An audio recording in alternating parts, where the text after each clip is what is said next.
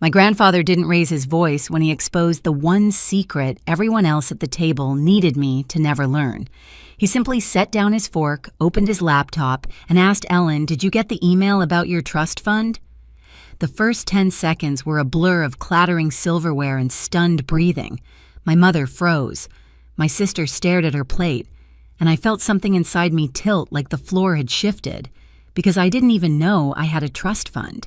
And what my grandfather showed me next didn't just change dinner, it changed the story of my entire life.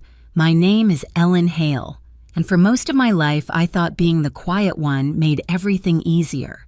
When you grow up in a house where your sister's victories are displayed like trophies and your own needs are treated like background noise, you learn to shrink yourself down. You learn to speak softly to take up less space to survive by not asking for too much. My mother used to say, "Don't make things complicated, Ellen," in the same tone other parents use to say goodnight. I believed her, for years. That's why sitting at my grandfather's Thanksgiving table, hearing the words trust fund, felt like someone had reached back into my childhood and snapped every memory in half. Trust fund, mine. It was ridiculous. I grew up counting every dollar working weekends at the grocery store, sewing up the sleeves of thrift store sweaters, asking my mom if we had anything saved for college, only to hear the same answer: "We're doing our best. Money is tight." But money was never tight. For Marissa, my older sister, got dance lessons, summer programs, a new car at 17, and somehow it all made sense. Back then, she was the star, the one everyone expected to shine. I convinced myself it was fine that I simply didn't need as much. Grandpa Arthur was the exception. He never treated me like an afterthought. He remembered my favorite books, asked about my job at the college, showed up to my graduation even when my parents said traffic was too heavy to make it. But even he had never said a word about a trust fund, not once. So when he asked that question across the dinner table, I wasn't just confused, I was embarrassed. The kind of embarrassment that curls up behind your ribs and whispers that maybe you're the only one at the table who doesn't understand the joke. My mother's face didn't help. She didn't look at me. She looked at Grandpa sharp and warning, as if willing him to shut the laptop before I saw anything else. My father kept cutting his turkey even though no one was eating, and my sister lifted her glass to her lips but didn't drink. Every tiny movement felt rehearsed, coordinated, as if they all knew something I didn't. And maybe they did, because the truth hit me before the laptop even turned all the way around. Someone in that room had been making decisions about my finances, my opportunities, my future. Someone had been rewriting the story of my life while I was busy trying not to cause trouble. And if I was right, then this wasn't just a misunderstanding. It was 10 years of silence, built on top of one very deliberate lie. Grandpa didn't rush when he turned the laptop toward me. His fingers moved slowly, deliberately, like he wanted to give everyone at the table a chance to stop him if they dared. No one did. The screen tilted and the glow washed over the plates, the candles, my mother's tightening jaw. I leaned forward. My heart thudded hard enough that I could hear it in my ears. Rows of emails came into focus, subject lines repeating the same words over and over again. Annual trust statement, beneficiary notice, contact confirmation, 10 years of messages, 10 years of updates, 10 years of information that should have gone to me, but none of them had. For a moment, I thought there had to be another explanation. Maybe the bank had the wrong address, maybe there was another Ellen Hale, maybe this was some bizarre administrative mix-up. My mind scrambled for anything that let me believe my mother was right when she whispered, "That can't be right," as if she were the one blindsided. But then I clicked the sender address, and what came up stopped every desperate excuse cold, because the contact email listed wasn't mine. It never had been. It was a variation of my mother's, an address she used for financial accounts, one I recognized from old household bills she handled alone. My stomach dropped. Why would this be going to your email? I asked, not accusing, just trying to breathe through the sudden collapse of everything I thought I understood. My mother didn't blink. "I don't know, Ellen. Banks make mistakes all the time." But Grandpa didn't look away from her. "They don't make this kind," he said quietly. A flush crept up my mother's neck. My father shifted in his chair as if preparing to defend her, but no words came out. Marissa looked between them, confused, maybe scared, or maybe simply worried that whatever this was, it might affect her. I opened the earliest email, year 10. I remembered that year vividly. It was the year I asked my parents if we had anything set aside for my tuition because my scholarship didn't cover everything. Mom said, "We're doing our best, but money is tight, sweetheart." Except it wasn't tight. Not for the person these emails were meant for. Not for me.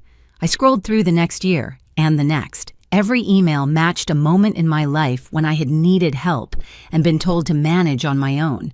Nights I skipped meals to save money. Mornings I walked to class in the rain because my car had broken down and repairing it wasn't a priority. Summers. I took double shifts while Marissa went to dance camps in other cities. Every memory sharpened against the glow of the laptop. Grandpa finally spoke again, voice steady. "Ellen, these are yours. They always were, and someone made sure you never saw them." The table felt smaller, the air denser. I could feel my mother's stare drilling into me, half warning, half panic. I closed the laptop gently, not to end the moment, but to contain the fury rising inside me. Because now I knew this wasn't a mistake. Someone had rewritten my life on purpose. I didn't open the laptop again right away. I just sat there with my hands resting on the closed lid, feeling the heat of the screen seep into my palms. 10 years of statements, 10 years of silence, 10 years of being told to be patient, be practical, don't expect too much. And all along, the help I begged for had already existed, under my name, hidden in plain sight. My chest tightened as memories returned in sharp, humiliating flashes. The night freshman year when my card declined at the bookstore and I pretended I forgot to transfer money. The winter break I worked overtime to afford rent while Marissa posted pictures from a week-long dance intensive funded by my parents. The afternoons I cried quietly in the bathroom stall at work because I didn't know how I was going to pay for another set of textbooks. And every time I asked Mom if we had anything saved, she'd smile like she pitied me. "Life's expensive, Ellen. We just have to make do." No. She had made sure I made do. Across the table, Mom finally straightened her back, trying to regain control. "We're not jumping to conclusions," she said, as if this entire situation were some emotional tantrum I was throwing. "Ellen doesn't know how these things work. Finances are complicated." The words stung more than they should have. I'd heard that tone my whole life, condescending, dismissive, the way someone talks to a child who keeps wandering where they don't belong. But Grandpa wasn't having it. "Elaine," he said slowly, "explain why her address was replaced with yours." Her eyes flicked toward my father, quick and sharp, like she was signaling him to intervene. He shifted but didn't speak. So she tried again. "I managed the household paperwork. If something needed updating, I probably handled it by mistake." A mistake. For 10 years, year after year, statement after statement, every email routed to her inbox. Someone might believe that, but not me. Not anymore. I stood up, pushing my chair back a few inches.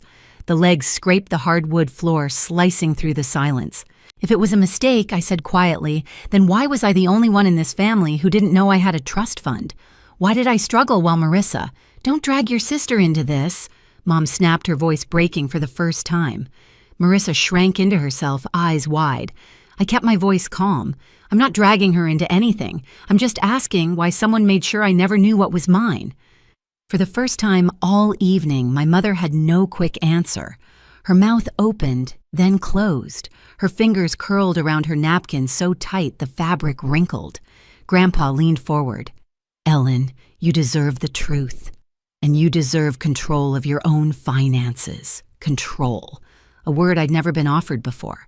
I exhaled slow and steady. "This ends tonight," I said, and my voice didn't shake. I wasn't yelling, I wasn't crying, but inside something solidified, something sharp, something certain. I wasn't just the quiet one anymore. This time I wasn't going to look away. Grandpa was the one who finally broke the silence.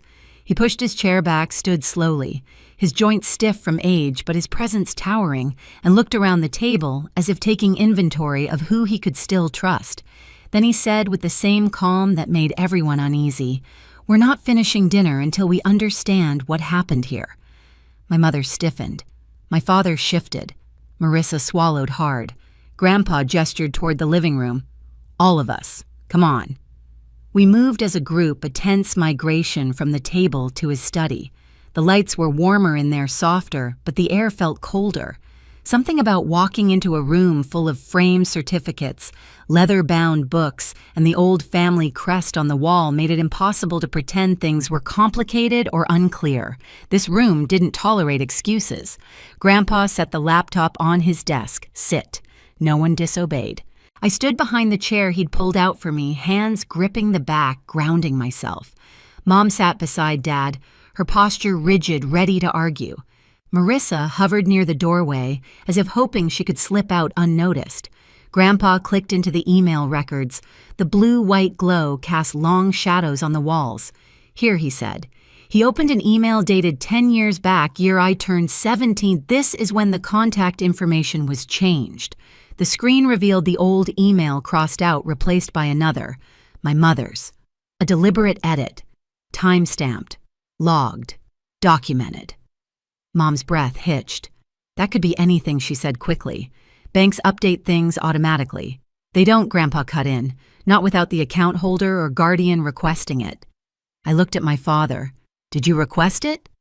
He shook his head. He didn't even look at my mother. "No." So who did I ask quietly, already knowing? No one answered. Grandpa clicked again, opening the confirmation email that followed the update, a message thanking the user for verifying the new contact information. It wasn't vague, it wasn't unclear. It was tied to an IP address from our home in Seattle. My mother's voice cracked. I was just trying to keep things organized. I stared at her, the woman who taught me to say thank you for every small thing, who told me that life was easier if I didn't expect much. "Organized," I repeated. "Mom, you left me working double shifts while money in my name sat untouched." She recoiled like I'd slapped her. "You were too young to understand responsibility. I didn't want you relying on money you didn't earn." I let out a small, humorless laugh. "But Marissa could." Marissa flinched. "I didn't know it was yours, Ellen. I swear, Mom said don't." Mom snapped at her. "Don't say another word." But the damage was done. Grandpa leaned back in his chair. "Elaine, you kept a financial asset from its owner. That's not organization. That's control." My mother's voice sharpened. "I did what I had to do. For the family. For stability. Ellen never needed much, and Marissa needed everything I asked. Is that it?" She pressed her lips together. Dad finally spoke, voice low. "Elaine, we should have told her. We should have." My mother's head snapped toward him. "Richard, not now." But Grandpa didn't let her dodge it. "You lied," he said. "To me. To Ellen. For a decade." My mother's jaw trembled. "Arthur, please, you don't understand. I understand enough." He clicked another email. This one was a trust fund notification from 3 years ago, the year I was juggling rent classes and a campus job just to afford basic groceries. I remembered crying in the privacy of my tiny apartment, thinking I had failed at adulthood before I even began. The email subject mocked me now. Annual allocation update. Money that could have changed everything. Money I was never allowed to know existed. "Mom," I said softly. "Why?" She closed her eyes. A tear fell, one singular fragile, but her voice was still defensive. "Because you wouldn't have made good decisions. You were always sensitive, easily overwhelmed. I needed to protect you from wasting it." My breath caught. "Protect me, yes," she insisted. "And if you'd known about the trust, you would have gone off on your own too fast. You would have left us." The truth settled heavy between us. She didn't hide the money because I was irresponsible. She hid it because she was afraid I'd grow up without her permission. "That wasn't your decision to make," I whispered. My mother shook her head, refusing the truth even as it stood in front of her, undeniable. "Everything I did was for this family." Grandpa's voice tightened. "Then why did you only do it to Ellen? Why didn't you redirect Marissa's trust fund emails?" The question punched a hole straight through every excuse she had built. She had no answer. The room was silent except for Grandpa's steady breathing. Then he turned to me. "Ellen, you should have access to everything now, full control. If you want, I can call the bank representative tonight." I nodded. "Yes, I want that." Mom's head snapped up. "You can't just—" "I can," Grandpa said. "And I will." She looked at me, eyes wide, voice cracking. "Ellen, please, we can handle this privately." "No," I said. "For once, this doesn't get handled in the dark." My mother stood abruptly, but her knees wobbled. She reached out to the desk for support.